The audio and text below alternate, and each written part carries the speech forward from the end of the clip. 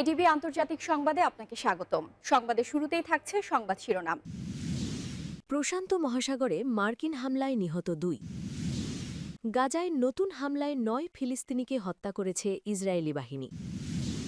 মধ্যপ্রাচ্যে সব মার্কিন ঘাঁটি ইরানি মিসাইল রেঞ্জে, ট্রাম্পের না ভেবে উপায় নাই। গোপনে পারমাণবিক পরীক্ষা নিয়ে যুক্তরাষ্ট্রের অভিযোগে যা জানাল চীন। লেবানন থেকে এক নেতাকে অপহরণ করল ইসরায়েলি বাহিনী। আলোচনা নয়, হামলা করুন। আত্মহত্যার আগে ট্রাম্পকে যুবকের আকুতি, ভিডিও ভাইরাল। এতক্ষণ শুনছিলেন সংবাদ শিরোনাম, এখন জানাবো বিস্তারিত। প্রশান্ত মহাসাগরে মার্কিন হামলায় নিহত 2। পূর্ব প্রশান্ত মহাসাগরে একটি মাদক চোরাকালানের অভিযোগে সর্বশেষ হামলায় তারা 2 জনকে হত্যা করেছে বলে সোমবার মার্কিন সেনাবাহিনী জানিয়েছে। প্রেসিডেন্ট ডোনাল্ড ট্রাম্পের প্রশাসন সেপ্টেম্বরের গোড়ার দিকে কথিত চোরাকালান নৌকোগুলো লক্ষ্য করে আক্রমণ শুরু করে। তারা জোর দিয়ে বলেছে তারা ভেনিজুয়েলা থেকে পরিচালিত মাদক সন্ত্রাসীদের বিরুদ্ধে কার্যকরভাবে যুদ্ধ ঘোষণা করছে।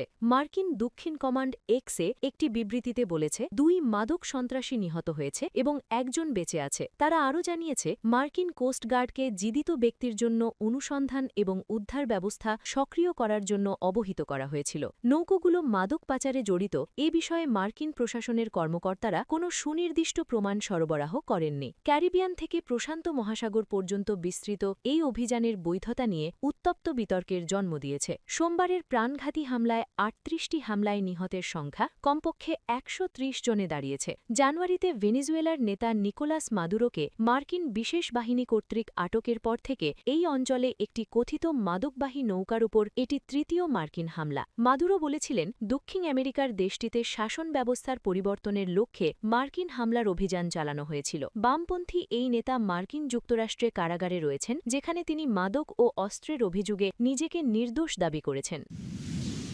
গাজায় নতুন হামলায় 9 ফিলিস্তিনিকে হত্যা করেছে ইসরায়েলি বাহিনী। গাজায় চলমান যুদ্ধবিরতি চুক্তি লঙ্ঘন করে উপত্যকার বিভিন্ন এলাকায় নতুন হামলায় অন্তত 9 জন ফিলিস্তিনিকে হত্যা করেছে ইসরায়েলি বাহিনী। সোমবার চিকিৎসা সূত্রের বরাতে এ তথ্য জানিয়েছে আনাদোলু। সর্বশেষ পরিস্থিতিতে চিকিৎসা সূত্র আনাদোলুকে জানিয়েছে গাজা শহরের পশ্চিমাঞ্চলের আল নাসার স্ট্রিটে একটি আবাসিক অ্যাপার্টমেন্টে ইসরায়েলি হামলায় নিহতের সংখ্যা বেড়ে 3 জনে দাঁড়িয়েছে। যুদ্ধবিরতি চুক্তি অনুযায়ী আল নাসার স্ট্রিট ইসরায়েলি সেনা মোতায়েনের আওতাভুক্ত এলাকার বাইরে অবস্থিত। এর আগে দক্ষিণ গাজার খান ইউনিস উপকূলে ইসরায়েলি গোলাবর্ষণে এক ফিলিস্তিনি জেলে আহত হন। সূত্রগুলো জানায় দক্ষিণ গাজার বেইত লাহিয়া শহরের আবু তাম্মাম স্কুলের পাশে ইসরায়েলি গুলিতে 54 বছর বয়সী এক ফিলিস্তিনি নিহত হন। এছাড়া মধ্য গাজার দেইর আল বালাহের পূর্বাঞ্চলে এক কৃষককে হত্যা করেছে ইসরায়েলি সেনারা। এর আগে দক্ষিণ গাজায় আরও 4 ফিলিস্তিনি ইসরায়েলি বাহিনীর হাতে নিহত হন। সাম্প্রতিক সপ্তাহগুলোতে ইসরায়েলি সেনাবাহিনী রাফা এলাকায় ডজন খানেক ফিলিস্তিনিকে হত্যার ঘোষণা করেছে। তাদের দাবি তারা সুড়ঙ্গ থেকে বেরিয়ে আসছিলেন। গত বছর অক্টোবর 2023-এ শুরু হওয়া ইসরায়েলি আগ্রাসন যুদ্ধবিরতির মাধ্যমে থেমে গেলেও ওই অভিযানে প্রায় 72,000 ফিলিস্তিনি নিহত এবং 1,71,000 মানুষ আহত হন। গাজার অবকাঠামোর প্রায় 90% ধ্বংস হয়ে যায়। গাজার স্বাস্থ্য মন্ত্রণালয়ের তথ্য অনুযায়ী যুদ্ধবিরতি কার্যকর হওয়ার পর থেকে এখনও পর্যন্ত ইসরায়েলি বাহিনীর হামলায় 581 ফিলিস্তিনি নিহত এবং 1,553 জন আহত হয়েছেন। মধ্যপ্রাচ্যের সব মার্কিন ঘাঁটি ইরানি মিসাইল রেঞ্জে, ট্রাম্পের না ভাবে উপায় নাই। ইরান ও যুক্তরাষ্ট্রের মধ্যে ক্রমবর্ধমান উত্তেজনার প্রেক্ষাপটে উপসাগরীয় অঞ্চলে মোতায়েন থাকা মার্কিন সামরিক ঘাঁটিগুলোতে বড় ধরনের হামলার হুঁশিয়ারি দিয়েছে তেহরান। ইরানের পররাষ্ট্রমন্ত্রী আব্বাস আরাগচি এক সরাসরি বার্তায় জানান, আমেরিকা যদি ইরানের ওপর কোনো ধরনের আক্রমণ চালায় তবে মধ্যপ্রাচ্যে অবস্থিত প্রতিটি মার্কিন ঘাঁটি হবে তাদের ব্যালিস্টিক মিসাইলের লক্ষ্যবস্তু। আরাগচি স্পষ্ট করে বলেছেন, আমেরিকার মূল ভূখণ্ডে আক্রমণ করা সম্ভব না হলেও আঞ্চলিক ঘাঁটিগুলো তেহরানের নাগালের মধ্যেই রয়েছে। সম্প্রতি মার্কিন প্রেসিডেন্ট ডোনাল্ড ট্রাম্প ইরানের উদ্দেশ্যে একটি শক্তিশালী নৌবহর পাঠানোর ঘোষণা দেওয়ার পর এই পাল্টাপাল্টি হুমকি শুরু হয়। প্রেসিডেন্ট ট্রাম্প এই সামরিক তৎপরতাকে শান্তি প্রতিষ্ঠার শক্তি হিসেবে বর্ণনা করলেও তেহরান একে উস্কানি হিসেবে দেখছে। আরাগুচি আল জাজিরাকে দেওয়া এক সাক্ষাৎকারে দাবি করেন, ইরান যুদ্ধের ভয় পায় না এবং তাদের সামরিক বাহিনী যে কোনো আগ্রাসনের দাঁত ভাঙা জবাব দিতে সবসময় প্রস্তুত রয়েছে। ইরানি পররাষ্ট্রমন্ত্রী আরও জানিয়েছেন তারা প্রতিবেশী দেশগুলোর ওপর হামলা চালাবেন না, বরং ওইসব দেশে থাকা মার্কিন সামরিক অবকাঠামোকে টার্গেট করবেন। বর্তমানে মধ্যপ্রাচ্যে প্রায় ২,০০০ মাঝারি ও স্বল্প পাল্লার ব্যালিস্টিক মিসাইলের এক বিশাল ভাণ্ডার রয়েছে ইরানের। সামরিক বিশেষজ্ঞদের মতে আধুনিক আকাশ প্রতিরক্ষা ব্যবস্থা না থাকলেও এই মিসাইল শক্তিই এখন ইরানের প্রতিরোধের প্রধান হাতিয়ার হয়ে দাঁড়িয়েছে। ইরানের হাতে থাকা খুররম শহর এবং সেজ্জিলের মতো উন্নত প্রযুক্তির ব্যালিস্টিক মিসাইলগুলো প্রায় ২,০০০ কিলোমিটার দূরের লক্ষ্যবস্তুতে আঘাত হানতে সক্ষম। এর ফলে কাতারের আল উদেইদ বিমান ঘাঁটি থেকে শুরু করে বাহরাইনে মার্কিন নৌবাহিনীর সদর দপ্তর এবং কুয়েত, ইরাক ও সিরিয়ার অধিকাংশ সামরিক স্থাপনা এখন ইরানের সরাসরি মিসাইল ছায়ার নিচে রয়েছে। এমনকি তুরস্কের ইনজেলিক এবং সংযুক্ত আরব আমিরাতের আল ধাফরা ঘাঁটিও এই ঝুঁকির বাইরে নয়। বিশেষজ্ঞদের মতে ইরানের এই মিসাইল ভাণ্ডার অনেকটা সুইস আর্মি নাইফের মতো কাজ করছে, যা তারা একই সাথে প্রতিরক্ষা এবং শত্রু দমনে ব্যবহার করতে পারে। গত বছর ইসরায়েলে প্রায় ৫০০ মিসাইল হামলা চালানোর মাধ্যমে ইরান তাদের সক্ষমতার জানান দিয়েছিল। যদিও সেই হামলায় ক্ষয়ক্ষতির পরিমাণ খুব বেশি ছিল না, তবে মার্কিন প্রতিরক্ষা দপ্তর পেন্টাগন এখন ইরানের এই হুমকিকে অত্যন্ত গুরুত্বের সাথে বিবেচনা করছে। পরিস্থিতি মোকাবিলায় এবং সম্ভাব্য ইরানি প্রতিশোধ থেকে বাঁচতে পেন্টাগন ইতিমধ্যে মধ্যপ্রাচ্যের থার্ড এবং পেট্রিয়ট মিসাইল প্রতিরক্ষা ব্যবস্থা জোরদার করেছে। জর্ডান, কুয়েট এবং সৌদি আরবের মতো মিত্র দেশগুলোতে বাড়তি প্রতিরক্ষা সরঞ্জাম পাঠানো হয়েছে। মার্কিন কর্মকর্তারা বলছেন একটি বড় ধরনের যুদ্ধের আশঙ্কা এড়াতে এবং নিজ দেশের সৈন্যদের নিরাপত্তা নিশ্চিত করতেই এই বাড়তি সতর্কতা নেওয়া হয়েছে। এমন উত্তপ্ত পরিস্থিতির মধ্যেও পরমাণু কর্মসূচি নিয়ে ওমানে দুই দেশের মধ্যে পরোক্ষ আলোচনা চলছে। তবে পররাষ্ট্রমন্ত্রী আরাগুচি জানিয়েছেন ইউরেনিয়াম সমৃদ্ধকরণ নিয়ে কোনো অবস্থাতেই আপোষ করবে না তেহরান। তিনি পরিষ্কার করে দিয়েছেন ক্ষেপণাস্ত্র কর্মসূচি বা আঞ্চলিক মিত্রদের সহায়তার বিষয়ে ওয়াশিংটনের কোনো দাবি ইরান মেনে নেবে না, কারণ এগুলো তাদের জাতীয় নিরাপত্তার অবিচ্ছেদ্য অংশ।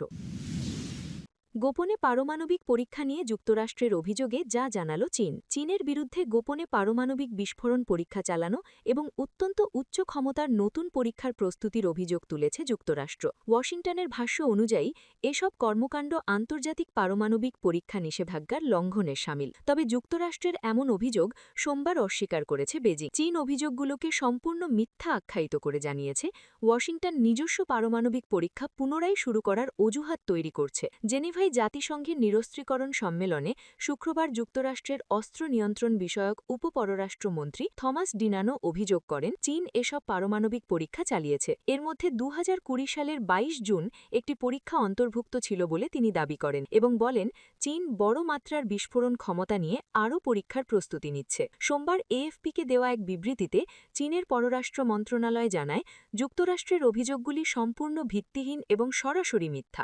নিজস্ব পারমাণবিক পরীক্ষা পুনরায় শুরু করার অজুহাত বানানোর যুক্তরাষ্ট্রের চেষ্টার তীব্র বিরোধিতা করে চীন। বিবৃতিতে যুক্তরাষ্ট্রকে তাৎক্ষণিকভাবে তার দায়িত্ব জ্ঞানহীন কর্মকাণ্ড বন্ধ করতে আহ্বান জানানো হয়। গত অক্টোবরে যুক্তরাষ্ট্রের প্রেসিডেন্ট ডোনাল্ড ট্রাম্প বলেছিলেন যুক্তরাষ্ট্র মস্কো এবং চীনের সাথে সমান ভিত্তিতে পারমাণবিক অস্ত্রের পরীক্ষা শুরু করবে। তবে তিনি কী ধরনের পারমাণবিক পরীক্ষা পুনরায় চালু করতে চান সে বিষয়ে কোনো ব্যাখ্যা দেননি। ডিনানোর মন্তব্য আসে এমন সময় যখন তিনি রাশিয়া ও চীনের সাথে ত্রিপক্ষীয় আলোচনার আহ্বান জানিয়ে একটি নতুন যুক্তরাষ্ট্রীয় প্রণালী উপস্থাপন করছিলেন। এর লক্ষ্য ছিল পারমাণবিক অস্ত্রের ওপর নতুন সীমা নির্ধারণ করা। ওয়াশিংটন ও মস্কোর মধ্যে শীর্ষ পারমাণবিক শক্তিধর দেশগুলোর শেষ চুক্তি নিউ স্টার্ট গত বৃহস্পতিবার শেষ হয়েছে। চীন ইতিমধ্যে এই পর্যায়ে নিরস্ত্রীকরণ আলোচনায় যোগ দেওয়ার প্রস্তাব প্রত্যাখ্যান করেছে। লেবানন থেকে এক নেতাকে অপহরণ করল ইসরায়েলি বাহিনী। লেবাননের রাজনৈতিক দল আল জামায়া আল ইসলামিয়ার এক নেতাকে নিজ বাড়ি থেকে অপহরণ করেছে ইসরায়েলি বাহিনী। সোমবার আল জামায়া আল ইসলামিয়া এ তথ্য জানিয়েছে। সংবাদ মাধ্যমের প্রতিবেদন থেকে জানা গেছে ইসরায়েলি বাহিনী দক্ষিণ লেবাননের হাসবাইয়া জেলার একটি বাড়ি থেকে আতইকে ধরে নিয়ে গেছে। দলটির অভিযোগ সীমান্ত পেরিয়ে ইসরায়েলি বাহিনীর এই অনুপ্রবেশ একটি গুরুতর আগ্রাসন। আল জামায়া আল ইসলামিয়া ইসরায়েলের সঙ্গে চলমান সংঘাতে লেবাননের সশস্ত্র সংগঠন হিজবুল্লাহর পাশাপাশি একাধিক হামলার দায় স্বীকার করেছে। ২০২৪ সালের নভেম্বর মাসে যুদ্ধবিরতি কার্যকর হওয়ার পরও ইসরায়েল নিয়মিতভাবে দক্ষিণ লেবাননের সামরিক অভিযান চালিয়ে যাচ্ছে। যুদ্ধবিরতির শর্ত অনুযায়ী লেবাননের ভূখণ্ড থেকে ইসরায়েলের সরে যাওয়ার কথা থাকলেও দেশটি এখনও কৌশলগত গুরুত্বের কথা বলে ৫টি এলাকা দখলে রেখেছে। এছাড়া চুক্তি অনুযায়ী হিজবুল্লাহর সীমান্ত থেকে প্রায় ২৭ কিলোমিটার উত্তরে উত্তরে লিতানি নদীর দক্ষিণাঞ্চল থেকে যোদ্ধা প্রত্যাহার এবং সেখানে থাকা সামরিক অবকাঠামো অপসারণের কথা ছিল। এ বিষয়ে ইসরায়েলি সেনাবাহিনী এক বিবৃতিতে জানিয়েছে, সাম্প্রতিক সময়ে সংগৃহীত গোয়েন্দা তথ্যের ভিত্তিতে তারা একটি লক্ষ্যভিত্তিক অভিযান চালিয়ে একজন জ্যেষ্ঠ সন্ত্রাসীকে আটক করেছে। আলোচনা নয়, হামলা করুন। আত্মহত্যার আগে ট্রাম্পকে যুবকের আকুতি। ইরানের সঙ্গে কোনো আলোচনা নয়, দেশটিতে হামলা চালাতে মার্কিন প্রেসিডেন্ট ডোনাল্ড ট্রাম্পকে আবেদন জানিয়েছেন ইরানি এক যুবক। ট্রাম্পকে এই আহ্বান জানিয়ে আত্মহত্যা করেছেন বলে ভারতীয় সংবাদ মাধ্যম এনডিটিভির প্রতিবেদনে বলা হয়েছে। ইরানি মিডিয়া জানিয়েছে, পুরিয়া হামিদি নামে তেহরানের ওই যুবকের সামাজিক যোগাযোগ মাধ্যমে পোস্ট করা 10 মিনিট 44 সেকেন্ডের ভিডিও ইতোমধ্যে ভাইরাল হয়েছে। বলা হচ্ছে, তার এই আবেদনের উদ্দেশ্য ছিল ইরানে বিক্ষোভকারীদের উপর প্রাণঘাতী দমনপীড়ন এবং ইরানি সরকারের বিরুদ্ধে। ইরানের দক্ষিণাঞ্চলীয় বন্দরনগরী বুশেহারের বাসিন্দা হামিদি ভিডিও বার্তায় বলেছেন, যদি আপনি এই ভিডিও দেখছেন ততক্ষণে আমি আর বেঁচে নেই। গত 5 ফেব্রুয়ারি ইউটিউবে নিজের পুর ওয়াইএক্স নামে চ্যানেলে ভিডিও বার্তায় হামিদি দাবি করেছেন, বিক্ষোভে 40,000-এর বেশি জন নিহত হয়েছেন। এই সংখ্যা রাশিয়া, ইউক্রেন এবং ইসরায়েল ফিলিস্তিন যুদ্ধের নিহতের চেয়েও বেশি। হামিদি পোস্ট করা ওই ভিডিওর শিরোনাম ছিল, এটি আমার আত্মত্যাগ, দয়া করে আমার দেশকে মুক্ত করুন। ইংরেজিতে রেকর্ড করা ভিডিওতে হামিদি মার্কিন নেতৃত্বকে আহ্বান জানিয়েছেন। তিনি বলেছেন, ইরানের সর্বোচ্চ নেতা আয়াতুল্লাহ আলী খামেনির সঙ্গে কোনো চুক্তি মানে নিহত বিক্ষোভকারীদের সঙ্গে বিশ্বাসঘাতকতা করা। আমি আপনাদের কাছে ভিক্ষা চাচ্ছি, দয়া করে এই চুক্তি বন্ধ করুন। ভিডিওতে আকুতি জানান এই যুবক। হামিদি বলেন, মার্কিন প্রেসিডেন্ট ট্রাম্প ইরানিদের বিক্ষোভ চালিয়ে যেতে বলেছিলেন, আমরা তা করেছি, আমরা তাকে বিশ্বাস করেছি। তবে বিদেশি সাহায্য ছাড়া ইরানের ইসলামী নেতৃত্বের বিরুদ্ধে জয়লাভ সম্ভব নয় বলে জানান হামিদি। তিনি বলেছেন, এই মুহূর্তে আমাদের একমাত্র আশা হচ্ছে ইরানে মার্কিন আক্রমণ। আমরা একা এই সরকারের বিরুদ্ধে লড়তে পারছি না, আমাদের লোকের বিদেশি হস্তক্ষেপ দরকার। ভিডিওর শেষে হামিদি বলেন, আমরা ইরানিরা এখন একা, আমাদের কেউ নাই, তাই দয়া করে একে অপরকে সহযোগিতা করুন। ইরান ইন্টারন্যাশনালের প্রতিবেদনে বলা হয়েছে, এই ভিডিও পোস্ট করার পর আত্মহত্যা করেছেন হামিদি।